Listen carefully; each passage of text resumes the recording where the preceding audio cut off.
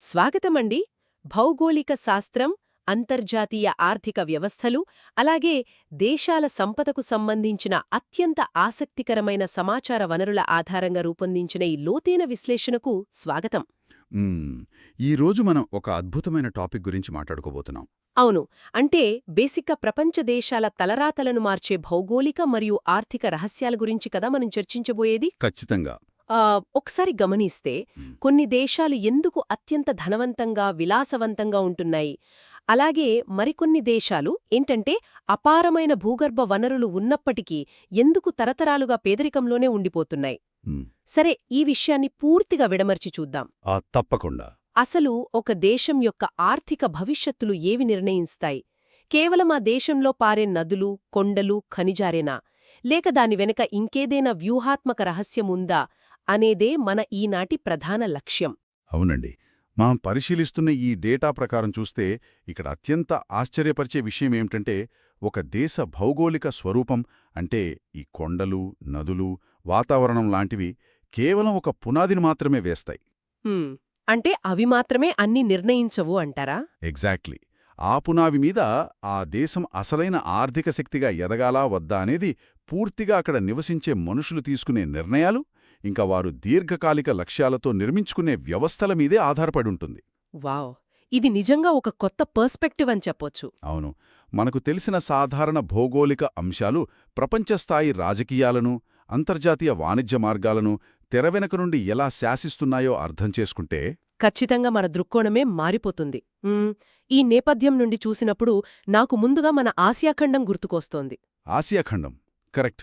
మనం మ్యాప్ చూసినప్పుడు జనసాంద్రత అంతా కొన్ని నిర్దిష్ట ప్రాంతాల్లో, ముఖ్యంగా నదుల చుట్టే ఎందుకుంటుందో ఎప్పుడైనా గమనించారా? అంటే అది యాదృచ్ఛికం కాదు కదా. అసలు కాదు. దానికి చాలా బలమైన భౌగోళిక కారణాలున్నాయి. అదే కదా, ప్రాచీన కాలం నుండి వ్యవసాయం, వాణిజ్యం మొత్తం నదుల చుట్టే అల్లబడ్డాయి. ఒకవైపు ఆకాశాన్ని తాకే హిమాలయాలు, మరోవైపు యాంగ్జీ, గంగా, మెకాంగ్ లాంటి మహానదులు. అవును. తూర్పు ఆసియా, దక్షిణ ఆసియా మరియు ఆగ్నేయ ఆసియా ప్రాంతాల్లో జనాభా అత్యంత దట్టంగా ఉండటానికి ఈ నదీ వ్యవస్థలే ప్రధాన కారణం అని మన డేటా స్పష్టం చేస్తోంది. కరెక్ట్. కాని అదే సమయంలో ఆసియాలోనే ఉన్న సైబేరియా, అరేబియా ఎడారి లేదా టిబెట్ పీఠభూమి లాంటి ప్రాంతాల్లో జనాభా అత్యంత పలుచగా ఉండటం ఒక ఆసక్తికరమైన భౌగోళిక వైరుధ్యం కదా. అవునండి. ఈ వైరుధ్యం వెనుక మనం ప్రధానంగా 4 స్పష్టమైన కారణాలు చూడొచ్చు. మొదటిది మీరు చెప్పినట్టు గంగా, యాంగ్జీ లాంటి నదీలోయల వల్ల ఏర్పడిన సారవంతమైన ఒండ్రుమట్టి నేలలు. ఇవి వ్యవసాయానికి వెన్నెముక. అంటే పంటలు పండటానికి అనువైన నేల అనమాట. అవును.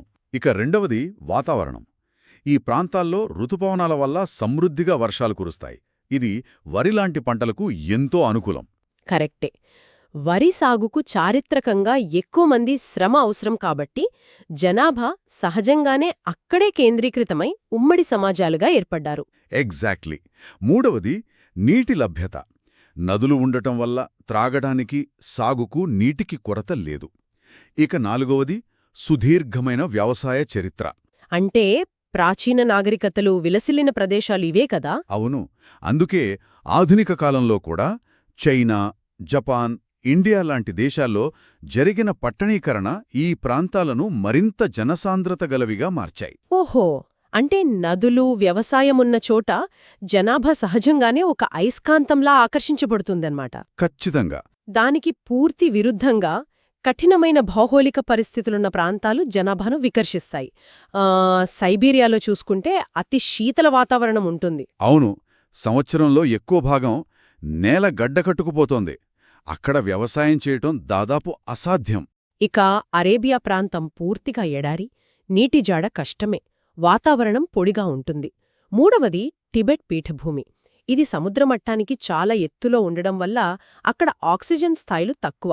సో ఈ ప్రాంతాల్లో వ్యవసాయం చేయడానికి కనీస అనుకూలతలు లేవు కాబట్టే అక్కడ జనాభా పల్చగా ఉంది. నదీలోయలు వ్యవసాయానికే కాకుండా రవాణాకు కూడా అనుకూలం కాబట్టే జనాభా అక్కడే స్థిరపడింది. ఈ అంశం నిజంగా ఆలోచింపజేస్తుంది. అయితే భౌగోళిక పరిస్థితులు ప్రతికూలంగా ఉన్నప్పటికీ, వ్యవసాయం సాధ్యం కానప్పటికీ అత్యంత ధనవంతంగా మారిన ప్రాంతాలు కూడా మన కళ్ల ముందే ఉన్నాయి కదా. పశ్చిమ ఆసియా గురించి మాట్లాడుతున్నారా? అవునండి, గల్ఫ్ దేశాలు అంతా ఎడారి వాతావరణం, నీటి కొరత తీవ్రంగా ఉంటుంది, ఆహారం కోసం ఎక్కువగా దిగుమతులపైనే ఆధారపడాలి. అయినా సరే ప్రపంచంలోని అత్యంత ధనవంతమైన దేశాల జాబితాలో అవి ఎప్పుడూ ముందు వరుసలో ఉంటాయి. వారి వ్యూహాత్మక భౌగోళిక స్థానం వాళ్లకున్న అతిపెద్ద ఆయుధం. అంటే గ్లోబల్ ట్రేడ్ రూట్స్కి దగ్గరగా ఉండటం వల్ల అంటారా? కరెక్ట్. ఐరోపా, ఆసియా, ఆఫ్రికా ఖండాల మధ్య వాళ్ళొక వారధిలా ఉన్నారు. ముఖ్యంగా స్ట్రెయిట్ ఆఫ్ హార్మోజ్ లాంటి జలసంధులు సుయస్ కాలువ సమీపంలో ఉండటం వల్ల ప్రపంచ వాణిజ్య మార్గాలపై వారికి పూర్తి నియంత్రణుంది. ఓహో, సో సముద్ర మార్గాల ద్వారానే ప్రపంచానికి అవసరమైన అత్యధిక చమురు రవాణా జరుగుతుంది కాబట్టి గ్లోబల్ ఎనర్జీ సెక్యూరిటీ వాళ్ల చేతుల్లోనే ఉందన్నమాట. అబ్సల్యూట్లీ. వాళ్లు ఉత్పత్తిని పెంచినా తగ్గించినా గ్లోబల్ ఆయిల్ ధరలు విపరీతంగా ప్రభావితమవుతాయి. ఇక్కడొక ఆసక్తికరమైన లెక్క కూడా ఉంది కదా. ఈ గల్ఫ్ దేశాలలో సగటు మనిషి ఆదాయం అంటే పర్ క్యాపిటా ఇన్కమ్ ఆకాశాన్ని అంటుంది. అవును, దానికి కారణం వాళ్ల జనాభా తక్కువగా ఉండటమే. ఎగ్జాక్ట్లీ. చమురు వల్ల వచ్చే ఆదాయం భారీగా ఉంటుంది, కాని స్థానిక జనాభా చాలా తక్కువ. పనుల కోసం ఇతర దేశాల నుండి వలస కార్మికులు భారీగా వస్తారు, కాని వారు అక్కడి పౌరులు కారు కదా. సో ఆ భారీ ఆదాయాన్ని తక్కువ జనాభాతో భాగించినప్పుడు సగటు ఆదాయం ప్రపంచంలోనే అత్యధికంగా కనిపిస్తుంది. కరెక్ట్. ఇక్కడే అసలు ఆసక్తికరమైన విషయం దాగి ఉంది. మిడిల్ ఈస్ట్లో వనరులు ఉండి ధనవంతులయ్యారు సరే, మరి ఆఫ్రికా ఖండం పరిస్థితేమిటి? ఆఫ్రికాలో బంగారం, వజ్రాలు, కోబాల్ట్ లాంటి అపారమైన సహజ వనరులు పుష్కలంగా ఉన్నాయి. అవును, చాలా ఉన్నాయి. అయినా సరే ఆఫ్రికా ఖండంలోని అత్యధిక దేశాలు ఎందుకు దారుణమైన పేదరికంలో మగ్గుతున్నాయి? ఇది చాలా ముఖ్యమైన పాయింట్ అండి. ఆఫ్రికా పరిస్థితిని ఆర్థిక పరిభాషలో వనరుల శాపం లేదా రిసోర్స్ కర్స్ అని పిలుస్తారు. వనరులు ఉండటం ఆశీర్వాదం కావాలి, కాని అది శాపంగా మారింది. దానికి ప్రధాన కారణం వలసవాద దోపిడీనే కదా? ఖచ్చితంగా. వలసవాద కాలంలో పాలకులు ఆఫ్రికాను కేవలం ముడిసరుకులు తోడుకునే ఒక గనిలాగా వాడుకున్నారు. స్థానిక ఆర్థికాభివృద్ధి కోసం ఎలాంటి మౌలిక సదుపాయాలు నిర్మించలేదు. అంటే వాళ్లు కేవలం గనుల నుండి పోర్టులకి రోడ్లు వేసుకున్నారు తప్ప దేశాన్ని అభివృద్ధి చేయలేదు. అవును. దానికి తోడు పారిశ్రామికీకరణ లేకపోవడం. ఈనాటికి చాలా ఆఫ్రికా దేశాలు కేవలం ముడిసరుకులను ఎగుమతి చేస్తున్నాయి. ఓహో, అంటే ముడి వజ్రాలను తక్కువ ధరకు ఎగుమతి చేసి తయారైన ఆభరణాలను 10 రెట్లు ఎక్కువ ధరకు దిగుమతి చేసుకుంటున్నాయి. ఎగ్జాక్ట్లీ. లాభం మొత్తం ఇతర దేశాలకే వెళుతోంది. దీనికి తోడు రాజకీయ అస్థిరత, అవినీతి, వనరులు ఎక్కువగా ఉండడం వల్లే వాటి కోసం అంతర్గత యుద్ధాలు పెరిగిపోయాయి. అంటే మానవ వనరుల అభివృద్ధిని పూర్తిగా విస్మరించారు. విద్యా విధానం, వైద్యం లేకపోవడం వల్ల నైపుణ్యం కలిగిన కార్మికులు తయారు కాలేదు. ఆఫ్రికాలో వనరులున్నా పేదరికం ఉన్నన్న విషయం నిజంగా ఒక చేదు నిజం. అవునండి. కాని దీనికి పూర్తి విరుద్ధమైన ఒక అద్భుతం మన ఆసియాలోనే జరిగింది కదా, అదే జపాన్. జపాన్ ప్రయాణం నిజంగా ఒక మిరాకిల్. అవును.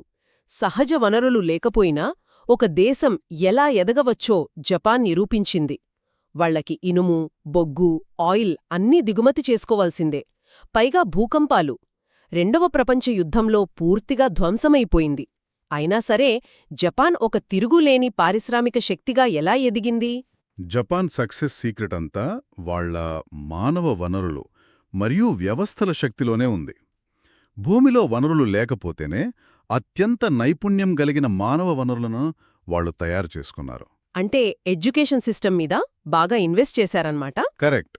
ముడి సరుకులను దిగుమతి చేసుకుని టొయోటా, సోనీ లాంటి గ్లోబల్ బ్రాండ్స్ ద్వారా వాటిని విలువైన వస్తువులుగా మార్చి ఎగుమతి చేయడం మొదలుపెట్టారు.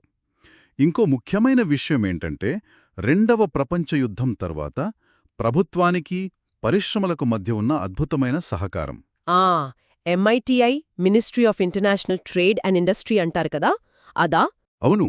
ఆ మంత్రిత్వ శాఖా విధానాలు భవిష్యత్తులో ఏ రంగాలకు డిమాండుంటుందో ముందుగానే ఊహించి ప్రోత్సాహకాలు అందించి ఎగుమతుల ఆధారిత వృద్ధికి బాటలు వేశాయి. వనరుల కొరతను నైపుణ్యం, టెక్నాలజీతో ఎలా జయించవచ్చో జపాన్ చూపిస్తే సింగపూర్ది కూడా అచ్చం ఇలాంటి ప్రయాణమే అని చెప్పాలి. సింగపూర్ ఉదాహరణ కూడా చాలా పర్ఫెక్ట్గా సరిపోతుందిక్కడ. అవును.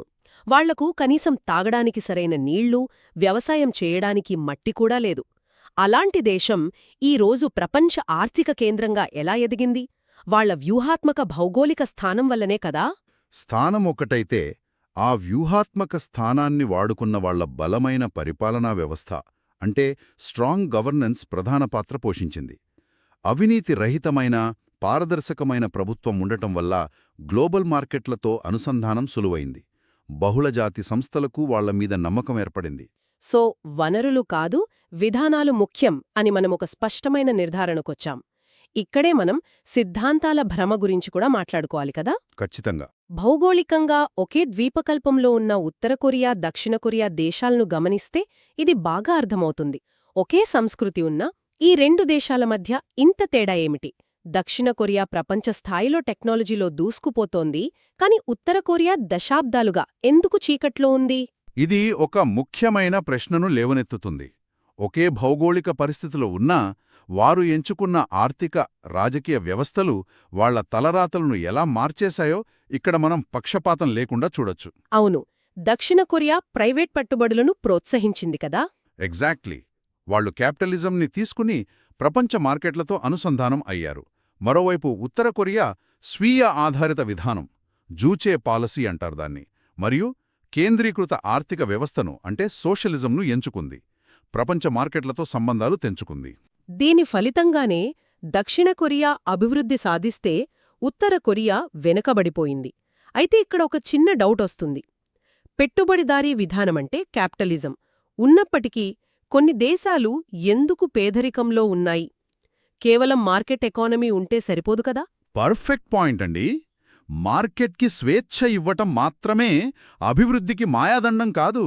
దానికి సుపరిపాలన, పారదర్శకత, మానవ వనరులు మరియు టెక్నాలజీ తోడవ్వాలి. ఇవి లేని దేశాలు మార్కెట్కి ఎంత స్వేచ్ఛ ఇచ్చినా ఆ సంపద కొద్దిమంది చేతుల్లోనే ఉండిపోతుంది. అవును, సిస్టమ్స్ బలంగా ఉండాలి. ఈ విషయంలో చైనా ప్రాగ్మాటిజం గురించి కూడా ఖచ్చితంగా ప్రస్తావించాలి. చైనా రాజకీయంగా సోషలిస్టు దేశమైనప్పటికీ ఆర్థికంగా అగ్రరాజ్యంగా ఎలా ఎదిగింది? డెంగ్ జియా오పింగ్ నాయకత్వంలో వాళ్లు తీసుకువచ్చిన మార్కెట్ సంస్కరణలే దీనికి కారణం. వాళ్లు దేశాన్ని ఒకేసారి తెరవకుండా స్పెషల్ ఎకనామిక్ జోన్స్ అంటే SEZలను ఏర్పాటు చేశారు. ఓ, అక్కడ విదేశీ పెట్టుబడులకు ఫుల్ సపోర్ట్ ఇచ్చారన్నమాట. అవును, భారీ మౌలిక సదుపాయాల కల్పనతో పాటు విదేశీ పెట్టుబడులను ఆకర్షించారు. దీనినే వారు సోషలిజం విత్ చైనీస్ క్యారెక్టరిస్టిక్స్ అని పిలుచుకుంటారు. ఒక సిద్ధాంతానికే కట్టుబడి ఉండిపోకుండా ఆచరణాత్మకంగా ఆలోచించారు. ఇవన్నీ వింటుంటే అసలు ప్రశ్న తెరపైకొస్తోంది. దేశాల భవిష్యత్తును నిర్ణయించేది ఏమిటి? భౌగోళిక పరిస్థితులా లేక పరిపాలనా వ్యవస్థలా? మన డేటా ఇస్తున్న స్పష్టమైన సమాధానం ఒకటే. భౌగోళిక పరిస్థితులు అవకాశాలను సృష్టిస్తే, బలమైన వ్యవస్థలు ఆ అవకాశాలను సంపదగా మారుస్తాయి. భౌగోళికం పునాది అయితే వ్యవస్థలు ఆ పునాది మీద కట్టే భవనం లాంటివి. వ్యవస్థలు బలంగా ఉంటే జపాన్లాగా వనరులు లేకపోయినా ఎదగవచ్చు. వ్యవస్థలు లోపిస్తే ఆఫ్రికాలాగా వనరులున్నా పేదరికంలో మిగిలిపోతారు. ఖచ్చితంగా. ఈ వ్యవస్థల గురించి మాట్లాడేటప్పుడు శాపం నుండి విముక్తి పొందిన నార్వే మోడల్ గురించి కూడా చెప్పాలి. చమురు వనరులు ఉన్న ఇతర దేశాల్లాగా నార్వే ఎందుకు పాడవలేదు? దానికి ప్రధాన కారణం నార్వేకు ముందే ఉన్న బలమైన ప్రజాస్వామ్య వ్యవస్థ. వాళ్ళకి ఆయిల్ దొరకగానే ఆ డబ్బును వెంటనే ఖర్చు పెట్టేలేదు. అంటే ఆ డచ్ డిజీజ్ బారిన పడకుండా జాగ్రత్త పడ్డారన్నమాట. అవును, ఆ డబ్బు భవిష్యత్తు తరాలకు కూడా దక్కాలని ఒక సార్వభౌమ సంపద నిధి అంటే సావరిన్ వెల్త్ ఫండ్ ని ఏర్పాటు చేశారు. ఆ ఫండ్ని అంతర్జాతీయ మార్కెట్లలో పెట్టుబడిగా పెట్టారు. అంతేకాకుండా టెక్నాలజీ, సర్వీసెస్ లాంటి ఇతర రంగాల్లో పెట్టుబడులు పెట్టి ఆర్థిక వ్యవస్థను డైవర్సిఫై చేసుకున్నారు. అంటే వైవిధ్యపరచారు. ఎగ్జాక్ట్లీ. దీనివల్లే వాళ్లు ఆయిల్ శాపం నుండి విముక్తి పొందారు. ఒకవేళ ఇప్పుడు ఏదైనా ఒక పేద దేశానికి అకస్మాత్తుగా ఆయిల్ దొరికితే ఒక పాలసీ మేకర్గా వాళ్లు ఏం చెయ్యాలి? 3 పనులు చేయాలి. 1 పారదర్శకమైన చట్టాలు తేవడం. 2 విద్యా వ్యవస్థలో పెట్టుబడి పెట్టడం. 3 ఆర్థిక వ్యవస్థను వైవిధ్యపరచడం. సహజ వనరులను ఆదాయంగా కాకుండా మూలధన ఆస్తులుగా చూడాలి. అప్పుడే అభివృద్ధి సాధ్యం. అద్భుతమైన విశ్లేషణండి. మరి దీనికంతటికీ అర్థమేమిటి? వనరులు దేశ తలరాతను నిర్ణయించవు. వ్యవస్థలే వనరులను ఎలా వాడుకోవాలో నిర్ణయిస్తాయి.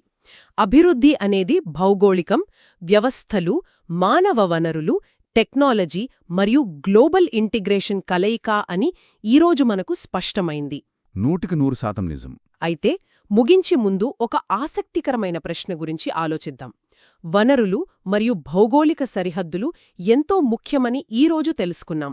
కానీ మన ఈ డిజిటల్ యుగంలో ఇంటర్నెట్ ద్వారా ప్రపంచంలో ఎక్కడి నుంచైనా పనిచేస్తున్నాం. మరి ఈ పరిస్థితుల్లో రాబోయే 50 ఏళ్లలో భౌగోళిక సరిహద్దుల ప్రాముఖ్యత పూర్తిగా కనుమరుగైపోయి కేవలం డిజిటల్ మానవ వనరులు మాత్రమే దేశాల సంపదలు నిర్ణయిస్తాయా? దీని గురించి కాస్త ఆలోచించండి. మరో లోతైన విశ్లేషణతో మళ్ళీ కలుద్దాం. తప్పకుండా.